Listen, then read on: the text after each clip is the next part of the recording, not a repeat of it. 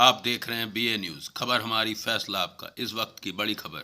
पीलीभीत ग्राम सहजना में पीलीभीत प्रभारी व पैनी नजर सामाजिक संस्था की अध्यक्ष एडवोकेट सुनीता गंगवार ने धन्यवाद केजरीवाल कार्यक्रम को संबोधित करते हुए राज्यसभा सांसद संजय सिंह को पुनः राज्यसभा सांसद बनाए जाने पर अरविंद केजरीवाल को धन्यवाद देते हुए प्रदेश की जनता को भी धन्यवाद दिया। कार्यक्रम में अध्यक्षता कर रहे जिला अध्यक्ष अमित मिश्रा ने कहा कि देश को आगे बढ़ाने के लिए अरविंद केजरीवाल की नीतियों पर काम करना होगा। अब देश को राम की नहीं काम की राजनीति पर आना होगा। मुख्य अतिथि के रूप में पीलीभीत प्रभारी सुनीता गंगवार ने सभा को संबोधित करते हुए बीजेपी सरकार को कड़ी चुनौती दी कि भाजपा सरकार देश में पूरी तरह से लोकतंत्र को खत्म कर रही है और आम आदमी पार्टी को खत्म करने के लिए षड्यंत्र पर षड्यंत्र करके क्रांतिकारी नेताओं को जेल भेज रही है। उस पर भी बीजेपी सरकार को चैन नहीं आया तो अरविंद केजरीवाल को जेल भेजने का नाकाम सपना देख रही है। जो मुख्यमंत्री अपनी जनता के लिए बिजली, पानी, स्वास्थ्य, विकास, शिक्षा की सुंदर व्यवस्था कर रहा है, वह मुख्यमंत्री क्या भ्रष्ट होता है। अगर जनता के लिए काम करना भ्रष्टाचार है तो ये भ्रष्टाचार आम आदमी पार्टी करती रहेगी। आम आदमी पार्टी के लोग जेल से डरने वाले लोग नहीं है। सुनीता गंगवार ने कहा कि देश की सभी संस्थाओं पर भाजपा सरकार ने कब्जा कर लिया है, यहाँ तक कि अब सुप्रीम कोर्ट भी नहीं बची है, वह भी सरकार के दबाव में काम कर रही है। फैसला सरकार करती है, सुनाती सुप्रीम कोर्ट है। अब जनता की आखिरी अदालत बची है जिसमें 2024 में इस देश के लोकतंत्र का फैसला होगा। ये लड़ाई सरकार बनाने की नहीं, लोकतंत्र बचाने की लड़ाई है और अब ये जिम्मेदारी जनता के कंधों पर है। कार्यक्रम में आम आदमी पार्टी के संस्थापक सदस्य व रोहिलखंड प्रांत कार्यालय प्रभारी वाहिद अहमद, जिला पीलीभीत के पंचायत प्रकोष्ठ के जिला अध्यक्ष विनोद कुमार मौजूद रहे। भारत में पैदा हुए हैं तो उन्होंने भारत का नाम विश्व में पहुंचाया था। उस महान हस्ती को मैं हृदय से नमन करती हूं। और आज का कार्यक्रम जो आम आदमी पार्टी का है, धन्यवाद केजरीवाल। ये धन्यवाद केजरीवाल क्या है मैं बताना चाहूंगी आपको कि हमारे राज्यसभा सांसद जो उत्तर प्रदेश के जिले सुल्तानपुर से हैं, जो इस समय जेल में हैं, जेल में वो कोई गुनाह करके नहीं गए हैं। जेल में आज वो उस भारत की शोषित जनता की आवाज बनने के कारण गए हैं, जो एक क्रांतिकारी है। आने वाले समय में जब भारत का इतिहास लिखा जाएगा तो ऐसे क्रांतिकारियों का नाम स्वर्णाक्षरों में लिखा जाएगा। आज पुनः उनका जब 6 साल का कार्यकाल समाप्त हो गया राज्यसभा का, तो हमारे राष्ट्रीय संयोजक दिल्ली के मुख्यमंत्री माननीय अरविंद केजरीवाल जी ने उन्हें पुनः राज्यसभा सांसद नियुक्त किया। इसके लिए हमारे उत्तर प्रदेश की जनता, हमारी पूरी आम आदमी पार्टी उत्तर प्रदेश अरविंद जी का धन्यवाद करती है। आपने देखा होगा संजय सिंह को, आपने अपने मोबाइल पर सुना होगा। ऐसी कोई जन समस्या नहीं थी जो उन्होंने उठाई न हो। जैसा कि मणिपुर की जो घटना हुई थी, जिस पर हमारे प्रधानमंत्री जी बोलना तो बहुत दूर की बात है, उस पर सुनना भी पसंद नहीं करते थे, सुनना भी पसंद नहीं करते थे। मणिपुर की घटना क्या थी? 3 महिलाओं को निर्वस्त्र करके वहां उनको घुमाया गया था पूरे एरिया में।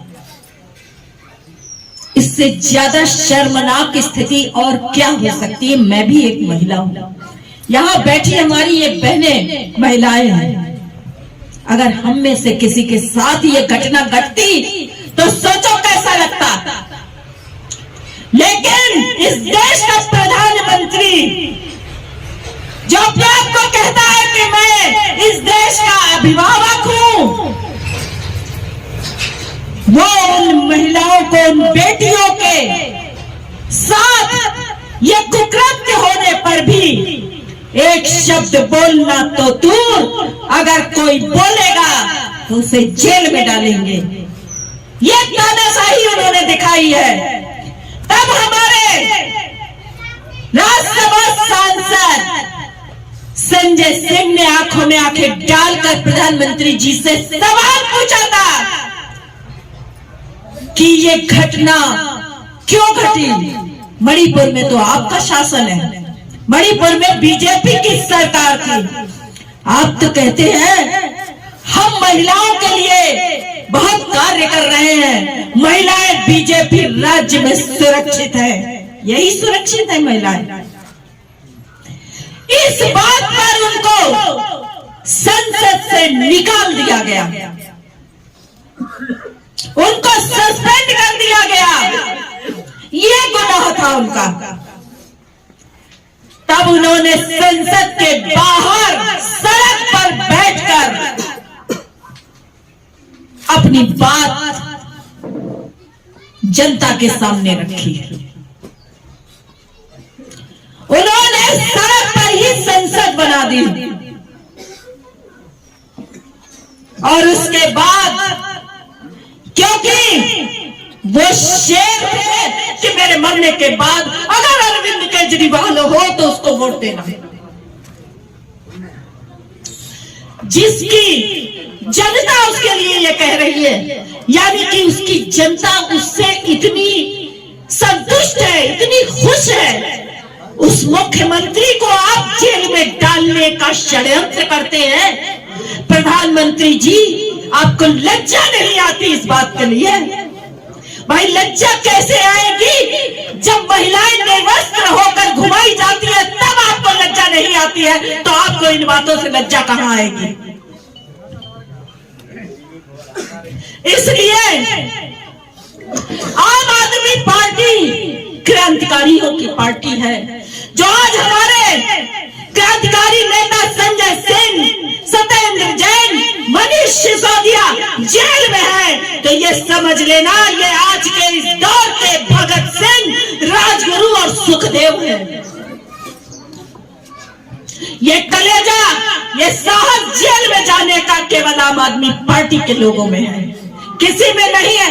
किसी विपक्ष की आवाज में वो दम नहीं है जो आंखों में आंखें डालकर मुख्यमंत्री से या प्रधानमंत्री से सवाल पूछ सके। जनता पर अत्याचार होता है तो जनता की आवाज उठाना विपक्ष का काम होता है। आज विपक्ष की अगर भूमिका कोई अदा कर रहा है अपने सर पे कफन बांधकर, तो वह है आम आदमी पार्टी। इसलिए मोदी सरकार ये सपने देखना भूल जाए कि वो अरविंद केजरीवाल को जेल में रखेगी। जिस दिन भारत में वो दिन आएगा, उस दिन बीजेपी सरकार का अंत समय आ जाएगा। इतने अत्याचार करने के बाद आज बीजेपी सरकार को अगर सरकार कहे तो गलत होगा। सरकार के कार्य होते हैं कि आप देश को आगे बढ़ाओ। सरकार के कार्य ये नहीं होते हैं कि आप बेरोजगारी बढ़ाओ, आप भुखमरी बढ़ाओ, आप भ्रष्टाचार बढ़ाओ, आप लोगों के सर की छत छीनो। जहां मनमानी इनकी होती है, जहां मन आया वहां बुलडोजर चला दिया। साहब ये अवैध है। जब बन रहा था तब नहीं देखा था तो ये अवैध था कि नहीं था। आशियाना छीनना सरकार का काम नहीं होता है, गरीबों को आशियाना देना सरकार का काम होता है। अगर आप किसी चीज को अवैध कहते हो तो पहले उनके लिए घरों की व्यवस्था करो, उसके बाद वहां पर बुलडोजर चलाओ। लेकिन नहीं, बुलडोजर इसलिए चलाया जाता है कि हमसे डरना सीखो। हिंदू मुसलमान करके आज पूरे देश को छला जा रहा है। इस तरह देश को तोड़ा जा रहा है। भारत हमेशा से धर्मनिरपेक्ष राज्य था और रहेगा। क्योंकि धर्मनिरपेक्षता विश्व में हमारी शान है, क्योंकि भारत इकलौता देश है इस विश्व में जो धर्मनिरपेक्षता पर चलता है। ये हमारे हिंदू धर्म, ये सनातन धर्म की संस्कृति रही है कि हम दूसरे धर्म का भी उतना ही सम्मान करते हैं जितना हम अपने धर्म का सम्मान करते हैं, क्योंकि धर्म जो होता है वो केवल जीवन जीने का एक तरीका होता है। धर्म तो सबसे बड़ा इंसानियत है। अगर हमने उस इंसानियत का खून कर दिया तो हमसे बड़ा अधर्मी कोई नहीं है। इसलिए हमें बटना नहीं चाहिए। 2024 का जो चुनाव है वो इस देश का एक ऐसा चुनाव है कि इसके बाद अगर बीजेपी सरकार की वापसी होती है तो ये समझ लेना इस देश से लोकतंत्र की अर्थी चली गई। इस देश का लोकतंत्र खत्म हो जाएगा। आज बीजेपी सरकार हर तरीके से लोकतंत्र पे वार कर रही है। आज कोर्ट, सुप्रीम कोर्ट भी स्वतंत्र नहीं रही है। सुप्रीम कोर्ट भी फैसले आज सरकार के दबाव में करती है। सरकार की कलम से फैसले लिखे जाते हैं और सुनाए सुप्रीम कोर्ट द्वारा जाते हैं। यह सबको दिखाई दे रहा है। ऐसा नहीं है, इंसान है, रोटी खाते हैं, घास नहीं खाते हैं, जो समझ में नहीं आता है। जब सारी संस्थाओं पर इन्होंने कब्जा कर लिया है तो फिर हमारे पास आखिरी अदालत बची है। आखिरी अदालत में आज आम आदमी पार्टी आपसे देश बचाने की गुहार कर रही है। वो आखिरी अदालत आपकी अदालत है, जनता की अदालत है। इसके अलावा कोई अदालत नहीं होती है। इसलिए 2024 में अपने देश को बचाने के लिए चुनाव लड़ना, अपने आप को बचाने के लिए चुनाव लड़ना है और अपने बच्चों को गुलाम होने से बचाने के लिए चुनाव लड़ना है। अब यह जिम्मेदारी लोकतंत्र बचाने की किसी नेता के कंधों पर नहीं है, किसी सुप्रीम कोर्ट के कंधों पर नहीं है। यह केवल जिम्मेदारी अब इस देश की जनता के कंधों पर है। आपको लोकतंत्र बचाना है। आपको बहकाया जाएगा, आपको तरह तरह से डराया भी जाएगा, आपको लालच भी दिया जाएगा। फैसला आपको करना है कि आपको क्या करना है। मैं इसी के साथ अपनी बात समाप्त करती हूं। एक बार जोर से बोलिए, भारत माता की धन्यवाद।